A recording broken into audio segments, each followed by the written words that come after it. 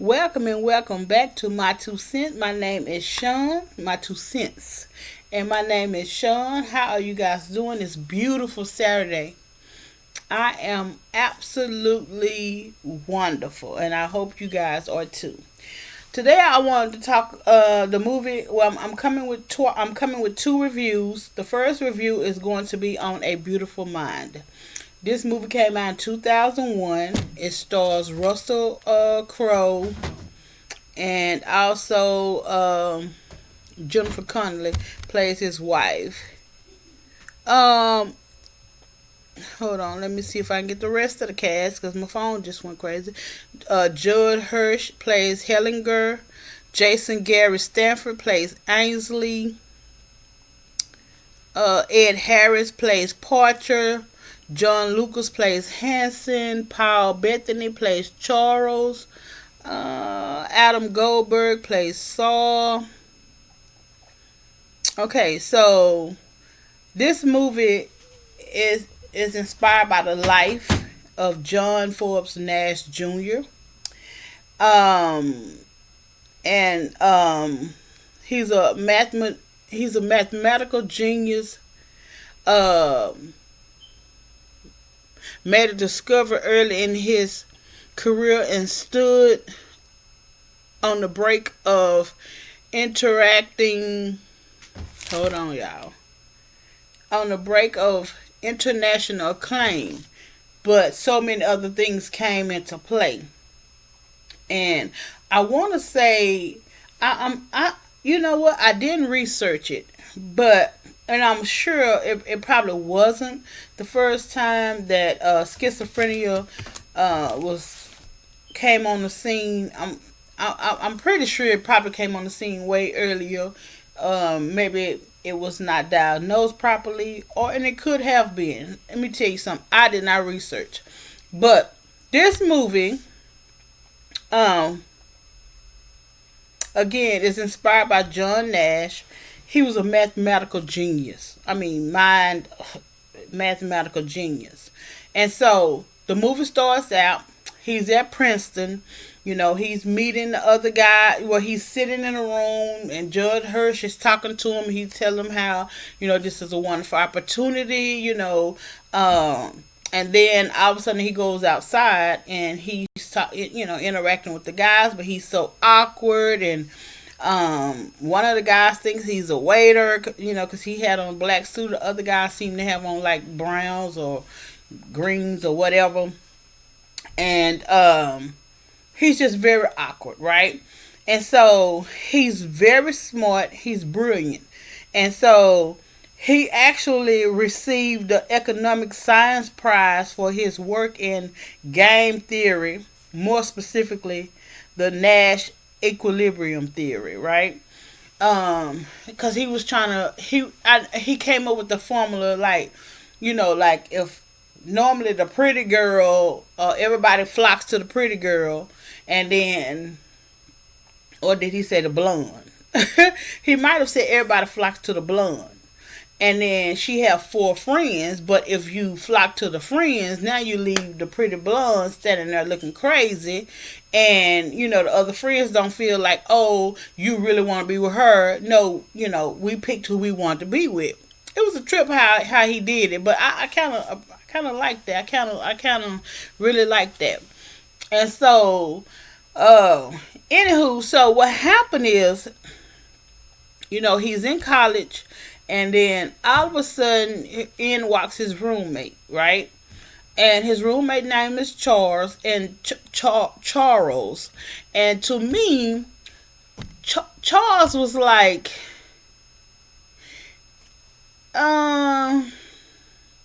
he was more of the I wanna be. I'm sorry, I had some popcorn. I guess it's on my lip. Yeah, it was a Husker. His friend Charles was like more of the party boy. He wasn't trying to. He was a big interference. I would say he was just a big interference. And so, like, in the beginning, he started out. They went up to the rooftop. He gave him liquor, to drink, and He was trying to come up with these equations. Everything was a problem that he figured in his head. Like, he saw a woman getting mugged, he came up with a whole problem, equation. Everything was an equation. And so he was very awkward with women. And he, along with Saul and another person, got accepted into another program once they graduated. Well, for this job. They got accepted for a job once they graduated Princeton. And so, basically Charles was like Charles and his niece. They were, you come to find out that John was having a psychotic break, and Charles and his niece was a figment of his imagination. And this movie, like, you follow along on this movie, and you really thinking, oh wow, but he was having psychotic breaks. That's why I said I'm not for sure if in the 40s is when schizophrenia came on the scene, but was diagnosed. But he ended up going to like a mental hospital and all this stuff, and he was admitted. And he met his wife. She was actually one of his students because he had started teaching. And he had put a problem up on the board, like a whole problem, and she solved it. And he started dating her, and then they got married. It's like he would go so far, but then he started having these psychotic breaks. And now what's in his mind is this life that it's not real, right? Like Porcher didn't even exist, but Porcher, he thought Porcher worked for the DND.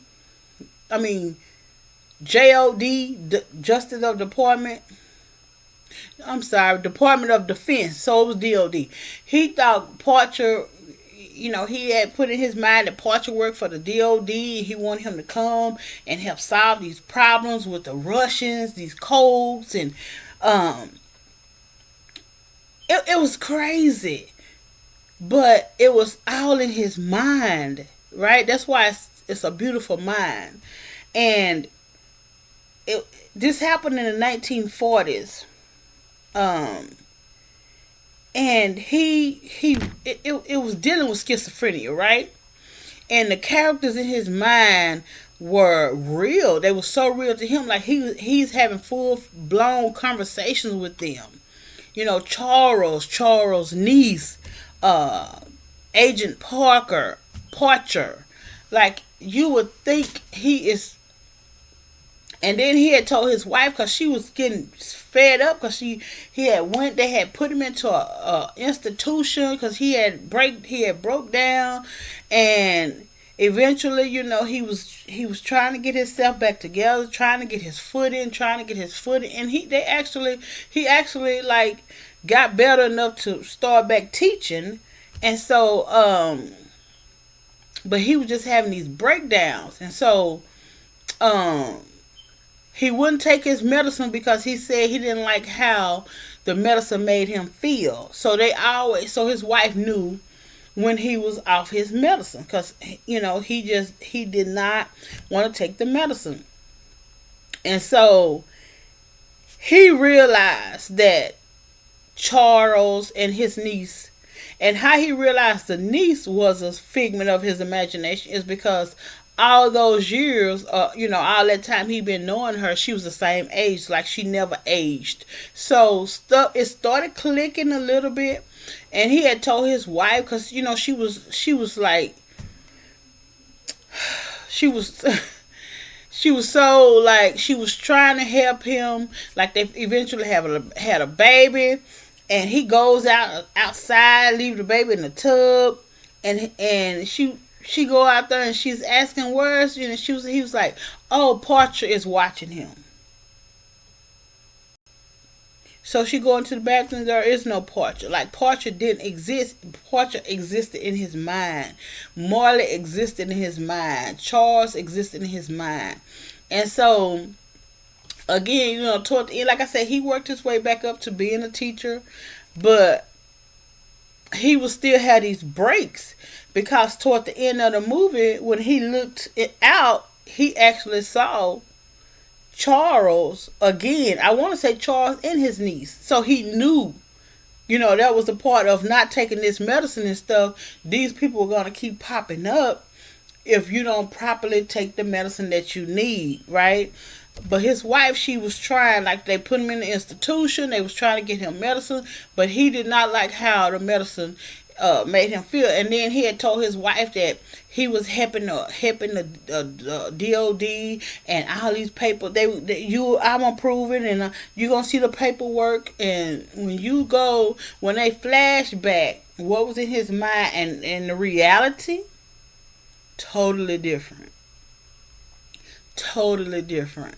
It was, in his mind, it was this beautiful picture, and the reality was it was a lot of equate fractions and problems and stuff he had wrote on a chalkboard. But in his mind, it was this big elaborate thing. And he wouldn't take his medicine because he didn't like the way it made him feel. You guys need to watch this movie. It's a very telling movie.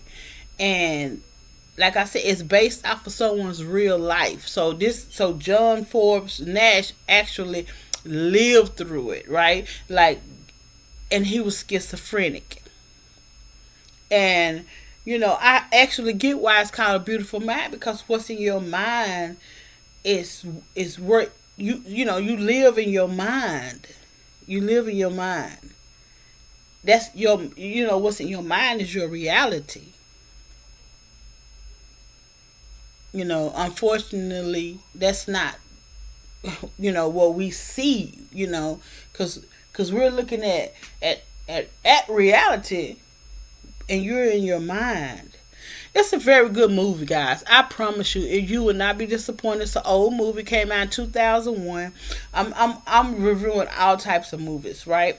I never had watched this movie. My husband had watched this movie and he loved it, and he was telling me about it like years ago. And then, while I'm gathering movies to review, I thought about this one, so I went and watched it. And yeah, he was dealing with schizophrenia. And on medicine, he could function. Off of medicine, he would have delusions. So, for everybody dealing with schizophrenia,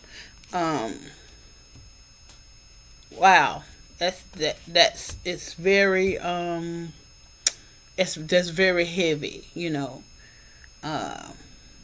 but thank God, there are medications and stuff like that to keep you leveled or even or whatever the medical term for it is. I don't want to, seem insensitive. My heart goes out to you. My heart goes out to anybody who have to take something to stay balanced. I understand this is the time we're in and it happens, and just stay healthy. But A Beautiful Mind was a great movie. Russell Crowe, Russell Crowe is a great actor. Jennifer Connelly is a great actress. And so Ed Harris is a great actress, So, but it was a pretty good movie. I always rate my movies from 1 to 5. I would give this a heavy 4. I would give it a heavy 4. Also, please like, comment, and subscribe. If you have any kind of recommendations for movies that you would like for me to review, drop them down in the comments. Okay. My name is Sean. This has been A Beautiful Mind review, and I will see you all in my next review. Have a great day. Bye.